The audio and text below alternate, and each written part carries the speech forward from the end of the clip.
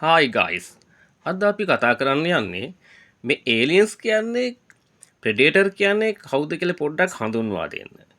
මුලින්ම කතා මාලාවේදී අපි දකිනවා ආනල්ඩ් කියන නළුවා විසින් රංගනයෙන් දායක වන මුල්ම ප්‍රෙඩේටර් චිත්‍රපටිය. ඒ චිත්‍රපටියේ මුලින්ම අපි දකින්නේ ඒලියන්ස් විලෝපිකයෙක් ලෙස පෘථිවියට පැමිණීම. එතන සිට දිගහැරෙන මේ ඒලියන්ස් සහ ප්‍රෙඩේටර් කතාමාලාවන් සම්බන්ධතාවයක් ගන්නවා. ලෝකේ කොතරම් ඒලියන්ස් චිත්‍රපටි නිෂ්පාදනය වුණත් මේ ප්‍රෙඩේටර් සහ ඒලියන් සම්බන්ධව නම් සම්බන්ධ වගේ චිත්‍රපටි ජනප්‍රිය වුණේ නැහැ. ඒලියන්ස්ට වඩා ප්‍රෙඩේටර් ජනප්‍රිය වන්නේ ඔහුගේ බුද්ධිය, හසල දැනුම සම්බන්ධ සහ ඔහු යනු දුරවලින් දඩයම් කරන්නේ නැති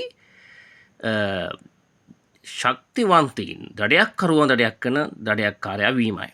එතකොට ඒලියන්ස් කියලා අපි දකිනවා දඩයක්කරුවන් පවා දඩයම් කරන දැවැන්ත සත්වයෙක් ලෙස. ශරීරයෙන් නොවේ, මානසික ශක්තියෙන් සහ දැනුමින්. ශාරීරික ශක්තියත් ඔහුට තියෙනවා. එහෙනම් මේ කතාමාලාව තුළ ප්‍රෙඩේටර් කතාව ආරම්භුවොත් මුලින්ම චිත්‍රපට 2025 වනතෙක් ඔහු සුපිරි රණශූරයෙක් බව පෙනී යනවා. එතකොට ඒලියන්ස් සම්බන්ධ වෙච්ච චිත්‍රපටි අපේ අතට තිබුණත් ප්‍රෙඩේටර් තමයි අංක 1ට ජනප්‍රිය වුණු චිත්‍රපට දාමයක් වන්නේ.